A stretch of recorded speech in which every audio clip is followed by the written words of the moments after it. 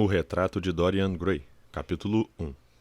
O ateliê estava repleto do odor substancioso das rosas, e quando a brisa de verão agitou-se por entre as árvores do jardim, entrou pela porta aberta o aroma acentuado do lilás, ou o perfume mais delicado do piuriteiro rosáceo. No canto do divã de alforjes persas em que se deitava e fumava como de hábito inúmeros cigarros, Lord Henry Wotton captava apenas o reflexo das flores mel-doces e mel-cores do laburno, cujos galhos trêmulos mal pareciam capazes de suportar o peso de belezas tão flamejantes. E, de vez em quando, as sombras fantásticas dos pássaros em revoada atravessavam adejantes as cortinas de tussor compridas, estendidas à frente da imensa janela, e produziam uma espécie de efeito japonês momentâneo, que o fazia pensar no rosto de jade pálidos daqueles pintores de Tóquio que, por meio de uma arte necessariamente imóvel, procuram transmitir a sensação da fugacidade e do movimento. O murmúrio birrento das abelhas, que ombreavam caminho pela grama por cortar ou que, numa insistência monótona, circundavam as guampas douradas de madressilva das boticas, parecia fazer com que a imobilidade se tornasse mais opressiva. O ronco surdo de Londres era a nota bordão de um órgão distante. No centro da sala, encaixado num cavalete armado, o retrato de corpo inteiro de um jovem de extraordinária beleza pessoal.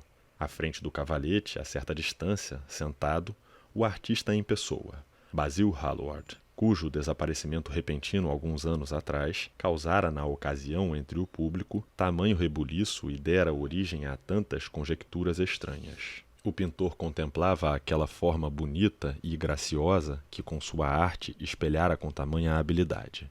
Um sorriso de prazer tomava-lhe o rosto e parecia querer ficar.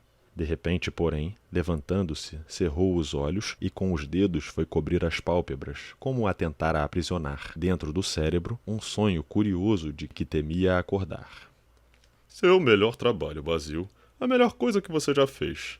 Você não deve deixar de mandá-lo a Grosvenor ano que vem. A academia é grande demais e muito vulgar.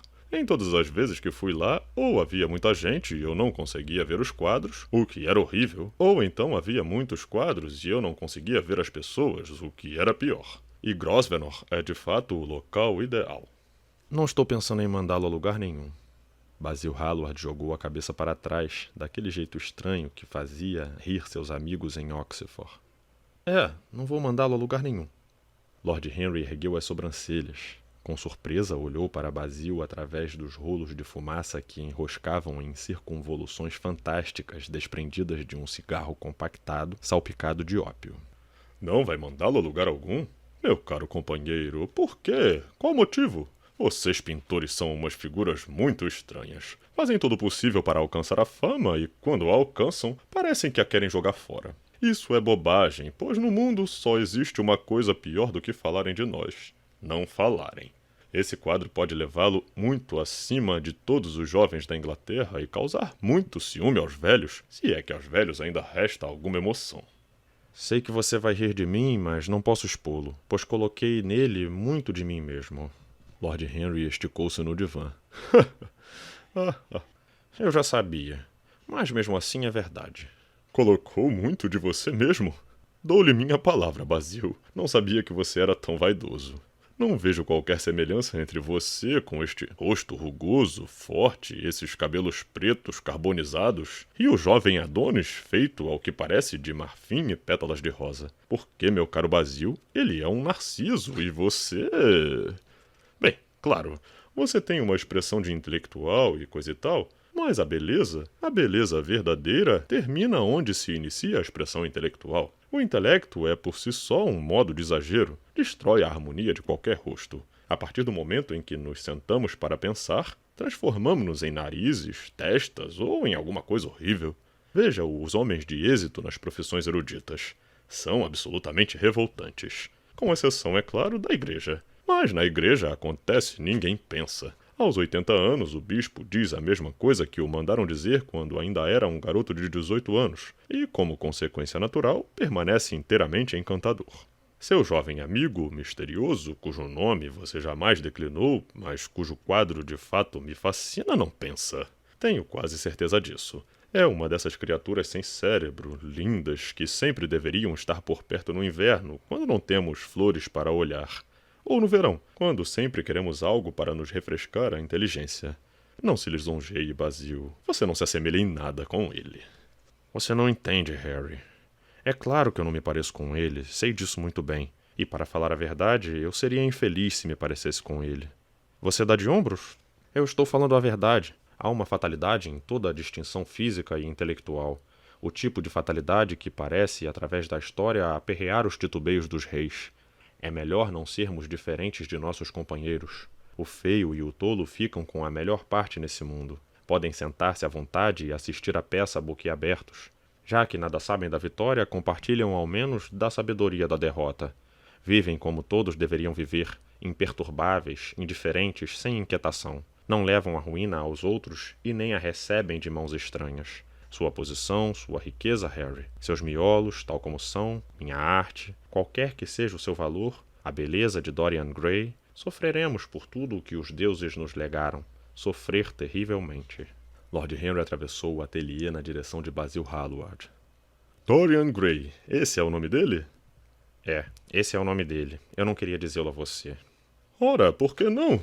Não conseguiria explicar. Quando gosto muito de uma pessoa, não gosto de dizer-lhe o nome a ninguém, pois é o mesmo que entregar parte dela. Passei a gostar da privacidade com o tempo. Parece a única coisa capaz de transformar a vida moderna em algo misterioso, maravilhoso para nós. A coisa mais comum, se a escondemos, torna-se deliciosa. Hoje em dia, quando saio da cidade, não digo à minha gente aonde vou. Se o dissesse, perderia todo o meu prazer. É um hábito bobo, eu diria, que de alguma forma parece acrescentar à vida das pessoas uma boa dose de romance. Creio que você deve me julgar muito ingênuo, não? De maneira alguma. De maneira alguma, meu caro Basil. Você parece esquecer-se de que sou casado, e o único charme do casamento é fazer com que uma vida de decepções se transforme em algo absolutamente necessário às duas partes. Nunca sei aonde minha esposa está, e minha esposa nunca sabe o que estou fazendo. Quando nos encontramos, e às vezes de fato nos encontramos, quando jantamos fora ou quando vamos visitar o Duque, contamos um para o outro as histórias mais absurdas, com as expressões mais sérias. Minha esposa é mestra nisso, muito mais do que eu, na verdade. Jamais se confunde com as datas, e eu sempre me confundo com elas. E, quando me descobre, não zanga. Eu gostaria que ela se zangasse uma vez ou outra. Ela, porém, só faz rir de mim. Basil Hallward caminhou até a porta do jardim. Eu não gosto do modo como você se refere à sua vida de casado, Harry. Creio que você deva ser um ótimo marido, mas que se sinta demasiado envergonhado das próprias virtudes. Você é um sujeito exemplar. Nada diz de edificante, mas também não faz nada de errado. Seu cinismo não passa de pose. Lord Henry exultou numa risada farta. Ser natural também não passa de pose. E das que conheço, a mais irritante. Juntos, os dois jovens saíram para o jardim. Foram abrigar-se num banco de bambu comprido, à sombra de um loureiral alto. Por sobre as folhas lustrosas, a luz do sol desligava. Na grama, trêmulas margaridas brancas. Depois de uma pausa, Lord Henry puxou o relógio. Receio que tenha que ir-me, Basil. Mas, antes que me vá, insisto que você responda à pergunta que lhe fiz há pouco. O pintor manteve os olhos fixos no chão. Qual? Você sabe muito bem. Não sei não, Harry. Bem, direi qual. Quero que você me explique por que não exibirá o quadro de Dorian Gray. Quero um motivo verdadeiro. Eu já disse o motivo. Não disse não. Disse que era porque havia muito de você nele, o que é uma infantilidade. Basil Hallward fitou Lord Henry nos olhos. Harry, todo o retrato pintado com sentimento é o retrato do artista e não do modelo. O modelo é mero acidente, uma ocasião. Não é ele quem o pintor revela. É mais o pintor que, na tela colorida, revela-se a si mesmo. E o motivo por que não exibirei o quadro é o de ter exposto nele o segredo de minha própria alma. E que segredo é esse? E eu lhe direi... Uma expressão de perplexidade tomou o rosto de Basil. O companheiro prosseguiu. Olhava-o. Sou todo expectativa, Basil. Ora, na verdade, há muito pouco o que dizer, Harry. E receio que você não entenda. E talvez nem acredite. Lord Henry sorriu, abaixou-se, colheu na grama uma margarida de pétalas róseas, examinou-a. Tenho bastante convicção de que entenderei. Intencionalmente, Lord Henry fitou aquela rodelinha dourada de plumas brancas. E quanto a acreditar em coisas, sou capaz de acreditar em qualquer coisa. Quanto mais inverossímil, melhor. O vento sacudiu as flores nas árvores, e as inflorescências liláceas, pesadas, com as estrelas cacheadas, moviam-se para frente e para trás no ar lânguido. Junto à parede, um gafanhoto começou a cricrilar e, qual um ponto de costura azul, uma libélula passou flutuando com as asas de gaze. Lord Henry parecia ouvir. Ele sentia pulsar o coração de Basil Hallward e imaginou o que estaria acontecendo. A história é muito simples. Há 2 meses compareci a uma recepção na residência de Lady Brandon. Você sabe que nós, pobres artistas, temos que de tempos em tempos nos exibir em sociedades apenas para lembrar ao público que não somos selvagens. De fraque e gravata branca, foi você quem me disse um dia, qualquer pessoa, até mesmo um corretor de valores, consegue a fama de civilizado. Bem, eu estava na sala já fazia uns 10 minutos, conversando com umas matronas imensas, de trajado exagerado, e com uns acadêmicos entediantes, quando, de repente, tive consciência de que alguém me olhava. Dei meia volta e pela primeira vez vi Dorian Gray. Quando nossos olhos se encontraram, senti-me empalidecer. Fui tomado por uma sensação curiosa de terror. Sabia que deparara frente a frente com alguém cuja personalidade, por si só tão fascinante, me absorveria, caso eu o permitisse, toda a natureza, toda a alma, minha própria arte, e eu não desejava influências externas em minha vida. Você mesmo sabe, Harry, quanto eu, por natureza, sou independente. Sempre fui meu próprio dono, sempre o fui, pelo menos até encontrar Dorian Gray. E então, bem, mas eu não saberia explicá-lo a você. Algo parecia dizer-me que eu me encontrava à beira de uma crise terrível em minha vida. Tomava-me a sensação estranha de que o destino aguardara para mim alegrias requintadas, tristezas requintadas. Fiquei com medo, virei-me para deixar a sala. Não foi por consciência o que fiz. Foi uma espécie de covardia. Não acredito a mim mesmo a tentativa de escapar. Consciência e covardia são a mesma coisa, Basil. Consciência é o nome comercial da firma e só. Consciência é o nome comercial da firma e só. Não acredito nisso, Harry. E creio que você não acredita também. Entretanto, qualquer que tenha sido o meu motivo, e pode ter sido orgulho, pois sempre fui muito orgulhoso, o fato é que tentei chegar à porta. Ali, é claro, esbarrei em Lady Brandon. Ela gritou: "Você não vai fugir assim tão cedo de mim, Sr. Hallward." Você já ouviu a voz dela? Esganiçada, curiosa? Já ouvi sim. Ela é um pavão em tudo, menos em beleza. Lord Henry despedaçava a margarida com dedos compridos, nervosos. Não consegui me desvencilhar. Ela me conduziu às realezas, às pessoas de estrelas, de garters, às senhoras com tiaras gigantescas e narizes de papagaio. Falava de mim como se eu fosse um grande amigo. Antes daquela ocasião, eu a vira apenas uma vez, mas ela enfiou na cabeça que deveria me tratar como se eu fosse uma celebridade. Creio que, à época, um quadro meu fizera grande sucesso. Fora, no mínimo, comentado nos jornais de segunda, padrão de imortalidade no século XIX. Mas, de repente, vi-me frente a frente com um rapaz cuja personalidade tanto me fizera estremecer. Estávamos bem próximos, quase nos tocávamos. Nossos olhos mais uma vez se encontraram. Imprudência minha, pedi a Lady Brandon para apresentar-me a ele. Talvez não tenha sido tanta imprudência, afinal. Foi apenas inevitável, pois teríamos conversado um com o outro mesmo sem a apresentação. Tenho certeza que sim. Depois, Dorian disse a mesma coisa, pois ele também sentiu que estávamos destinados um para o outro. E como foi que Lady Brandon descreveu esse rapaz maravilhoso? Sei que ela é dada a apreciações rápidas sobre os convidados. Lembro-me da vez em que ela, enquanto me conduzia a um senhor idoso, truculento, de rosto avermelhado, recoberto de ordens de fitas, sussurrava-me ao ouvido num cochicho trágico, talvez perfeitamente audível por todos no recinto, os detalhes mais escabrosos. Fugi simplesmente.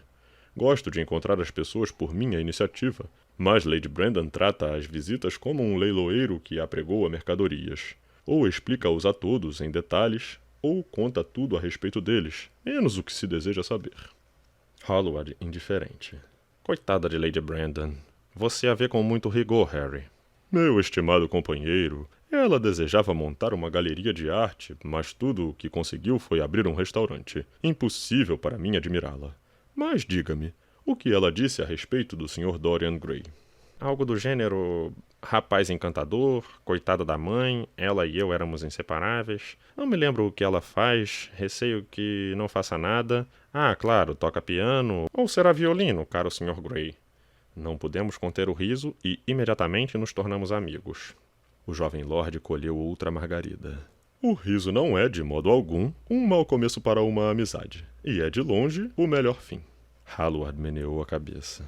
Você não entende o que seja uma amizade, Harry. E por falar nisso, nem tampouco uma inimizade. Você gosta de todo mundo, ou seja, é indiferente a todos. Você está sendo por demais injusto.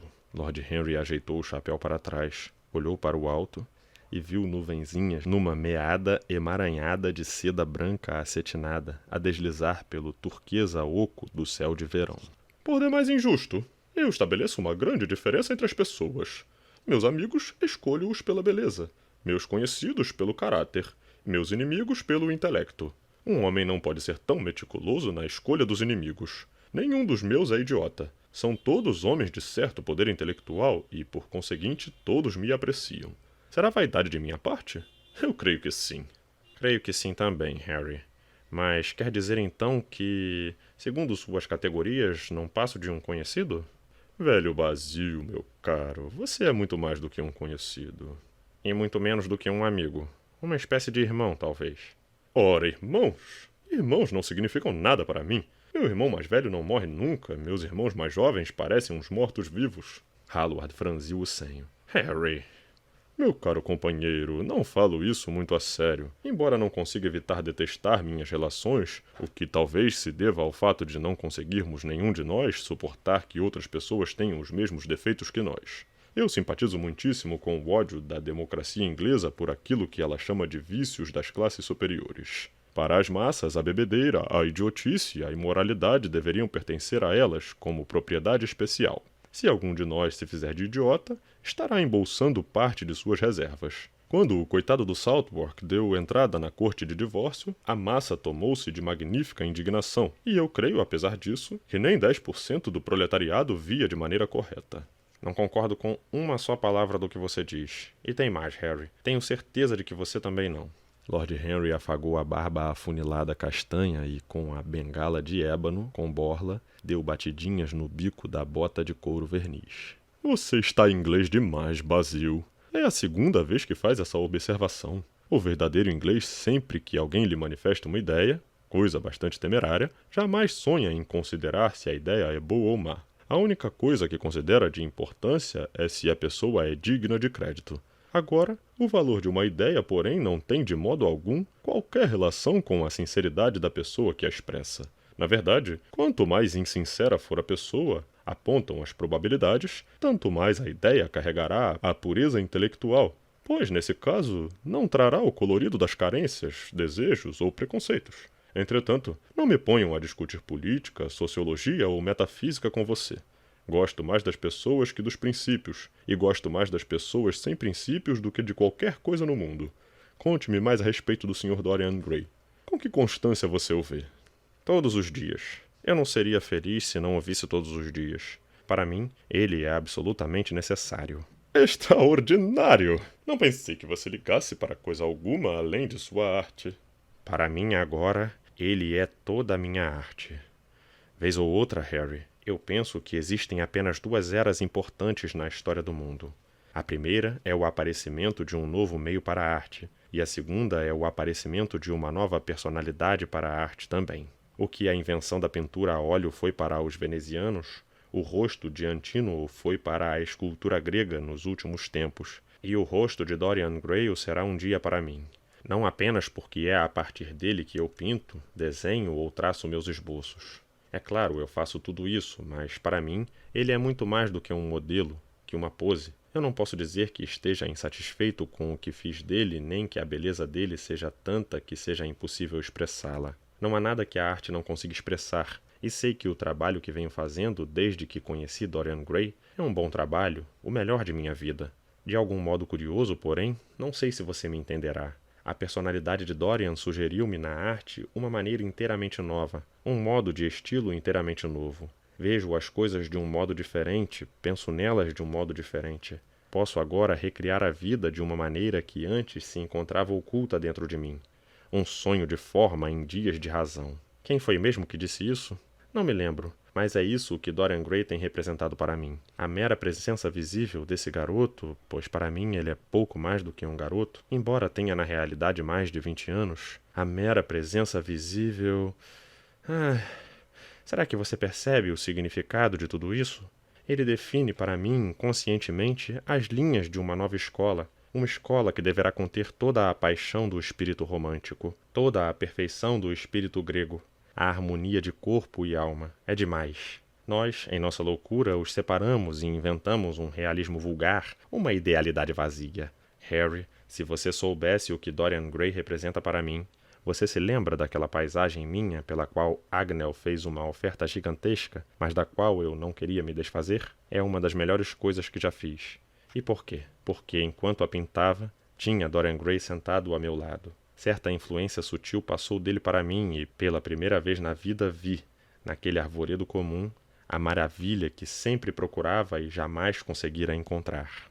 Basil, extraordinário! Eu tenho que conhecer Dorian Gray. Hallward levantou-se do banco e caminhou no jardim daqui a ali. Algum tempo depois voltou.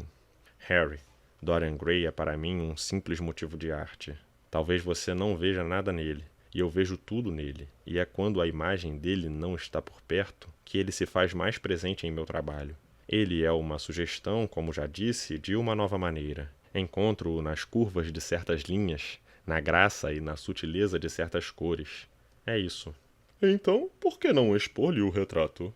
Porque, sem intenção de fazê-lo, coloquei nele um pouco da expressão de toda essa curiosa idolatria artística, de que, é claro, nunca me preocupei em conversar com ele. Ele não sabe nada a respeito dela e jamais saberá. Mas é possível que o mundo a perceba, e eu não vou desnudar minha alma aos olhos superficiais e intrometidos do mundo. Meu coração jamais se deitará debaixo do microscópio de tais olhos. Há muito de mim, Harry. Há muito de mim. Os poetas não costumam ser assim tão escrupulosos. Eles bem sabem da utilidade que a paixão traz para a publicação. Nos dias de hoje, um coração partido transita por muitas edições. E é por isso que os odeio. O artista deve criar coisas bonitas, mas não deve colocar nelas nada da própria vida. Vivemos numa era em que homens tratam a arte como algo destinado a uma forma de autobiografia. Perdemos o sentido abstrato da beleza. Um dia eu ainda mostro ao mundo o que é a arte. E é por esse motivo que o mundo não deverá jamais ver o meu retrato de Dorian Gray. Creio que você esteja errado, Basil, mas não vou discutir. Só discute quem está perdido em termos intelectuais. Diga, Dorian Gray gosta muito de você? O pintor refletiu por alguns instantes, fez uma pausa. Ele gosta de mim, sei que gosta. É claro que eu o lisonjeio demais e sinto um prazer estranho em dizer coisas de que estou certo me vá arrepender. Como norma, ele é delicado comigo. Nós nos sentamos num ateliê e conversamos sobre uma porção de coisas. De vez em quando, porém, ele é muito descortês e parece sentir prazer em me causar dor. Nessas horas, Harry, sinto que sou tratado como uma flor de lapela, uma peça de decoração para deleitar-lhe a vaidade, um ornamento de um dia de verão. No verão, Basil, os dias costumam demorar. Talvez você se canse mais rápido que ele. É triste pensar nisso, mas não há dúvida de que o gênio dura mais que a beleza. E isso responde pelo fato de absorvermos essas dores para nos supereducarmos a nós mesmos. Na luta selvagem pela existência, precisamos de algo que permaneça, e então preenchemos nossas mentes com asneiras, fatos na tola esperança de manter nosso lugar. O homem abarrotado de informação. Eis o ideal do homem moderno. E a mente do homem abarrotado de informação é uma coisa medonha. É como uma loja de bric-a-brac, toda de monstros e poeira, com um cotado acima do valor justo. Creio que você se cansará primeiro da mesma maneira. Um dia, você olhará seu amigo e ele parecerá um pouco fora de esquadro, ou, quem sabe, você não gostará do tom da sua cor, ou qualquer coisa assim. Você será amargo, e o admoestará do fundo do coração, e pensará a sério que ele se portou muito mal com você. E quando ele for visitá-lo na vez seguinte, você será absolutamente diferente. Você será uma grande piedade, pois a coisa afetará você. O que você me disse é bem de um romance. Podemos chamá-lo de um romance de arte. E o que há de pior em viver um romance é que deixamos de ser românticos. Não fale assim, Harry. Pelo tempo em que eu viver, a personalidade de Dorian Gray me dominará. Você não sente o que eu sinto. Você muda com muita frequência. E é mesmo por isso, meu caro Basil, que sinto o que você sente. Os fiéis conhecem apenas o lado trivial do amor. É a infidelidade que alcança as tragédias do amor. E Lord Henry acendeu um fósforo num estojo de prata elegante e num ar consciente, satisfeito, de quem acabara de resumir o mundo numa frase, começou a fumar o cigarro. Passou o farfalho dos pardais em gorjeio nas folhas da era, verde lasca, e na grama, as sombras das nuvens azuis caçavam-se, qual andorinhas. Estava tão agradável ali no jardim. E que delícia são as emoções de uma pessoa. Muito mais que as ideias, parecia. Nossa própria alma, as paixões de nossos amigos, as coisas mais fascinantes da vida. Lord Henry visualizou consigo mesmo, em júbilo silente, o almoço entediante a que deixara de comparecer, aqui ficando todo esse tempo com Basil Hallward. Se tivesse ido à casa da tia, teria encontrado Lord Goodbody, e toda a conversa teria girado em torno da alimentação dos pobres e da imprescindibilidade de habitações modelo. Cada classe teria apregoado a importância das virtudes cujo exercício não é imprescindível à vida de cada um. Os ricos teriam falado do valor da poupança e os ociosos ter-se-iam expressado, com eloquência, sobre a dignidade do trabalho. Muito encantador ter escapado a tudo isso. Ao pensar na tia, uma ideia pareceu tocá-lo. Virou-se para Hallward. Caro amigo, acabo de me lembrar. Acaba de se lembrar de quê, Harry? De onde foi que ouviu o nome Dorian Gray? Breve ruga franziu o senho de Hallward. Onde foi? Não se zangue, Basil. Foi na casa da minha tia Lady Agatha. Ela me disse que havia encontrado um rapaz exemplar que ia ajudá-la no East End, e que o nome dele era Dorian Gray. Quase posso afirmar que ela nada mencionou a respeito da beleza. As mulheres não apreciam a beleza. Ao menos as boas mulheres não a apreciam. Ela disse que o jovem era muito fogoso e dotado de natureza admirável. Logo imaginei uma criatura de óculos, cabelos escorridos, sardenta em excesso, de caminhar pesado e pés imensos. Se soubesse que se tratava de amigo seu... Foi bom que não soubesse, Harry. Por quê? Não quero que você o conheça. Não quer que eu o conheça? Não. O mordomo veio ao jardim. O Sr. Dorian Gray se encontra no ateliê, senhor. Lord Henry riu alto. Agora terá que me apresentar a ele. O pintor voltou-se para o criado, que ali estava a piscar à luz do sol. Peça ao Sr. Dorian Gray para esperar, Parker. Entrarei num instante. O homem curvou-se e desapareceu na alameda. Basil Hallward, então, voltou-se para Lord Henry. Dorian Gray é o amigo que mais prezo. É dotado de uma natureza simples e bela. A descrição que sua tia deu era correta. Não tente influenciá-lo.